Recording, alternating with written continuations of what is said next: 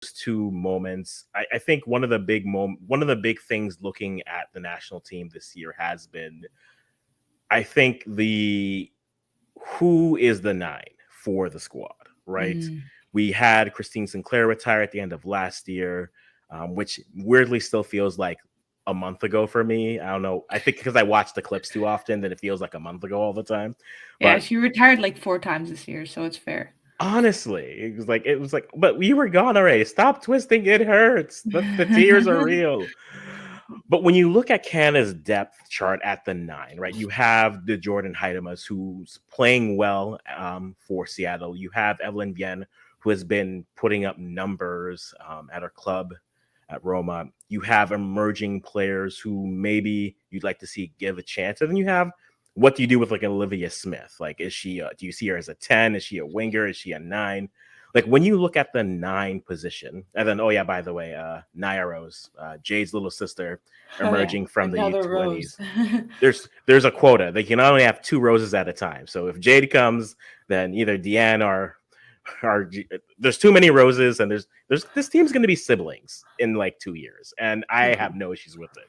But at the 9 position, who do you think for you is making their best claim for it going into the year 2025?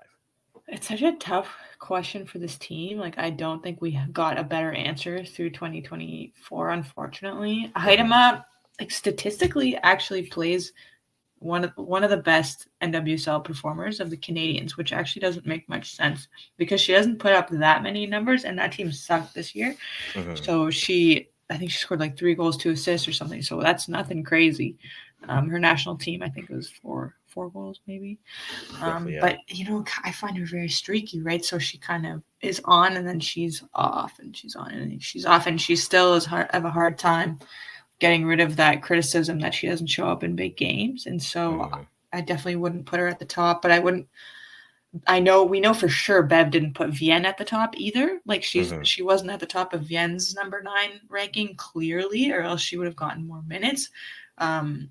Like, I think probably just goal scored wise, Viens, like, she should be the number 1 among the 9s, but she's also injured right now, right? Going into the new year. So we thought she would be coming back earlier for like the game against Wolfsburg, coincidentally earlier this week, but she didn't, and she didn't play this weekend either. And so that's kind of up in the air with her injury. And so I think there definitely is a vacancy. I really liked how Smith interpreted the 9 against Iceland. I mean, against South Korea.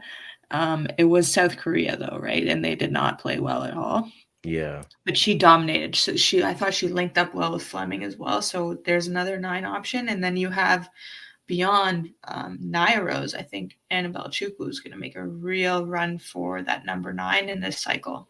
Just my take. I see. And then there's Prince.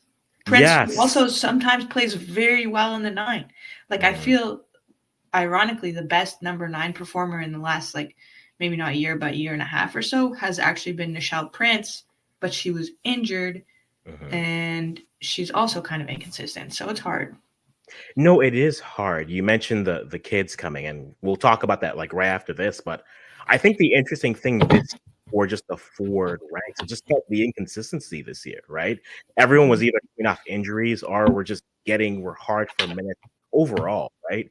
Viens was getting the most consistent minutes, but wasn't getting the most opportunities, right? Nichelle was injured, so recovery time, rehabbing, that all matters. That impacts your form. Jordan was there, but again, consistency in the position. She's always been giving the opportunities. Yeah, and she always gets the chance. Exactly. And like, I won't sit and deny that she hasn't improved as a player. Again, we've talked about before, like the moniker of who is the next Christine Sinclair and such. And that's not a fair moniker for the player, but she's a player who unfortunately has that with her. And she can be a solid player, period.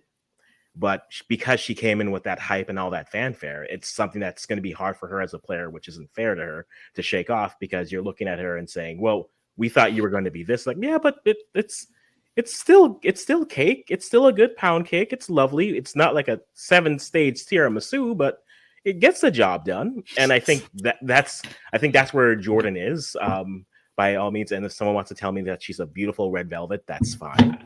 I agree. All the cake talk. She's from me. someone's beautiful red velvet. I guess it depends on who the next baker is. The new head coach. And I think that is a fair point to bring up, because we don't have a coach because of all the fun things that happened in the summer, which were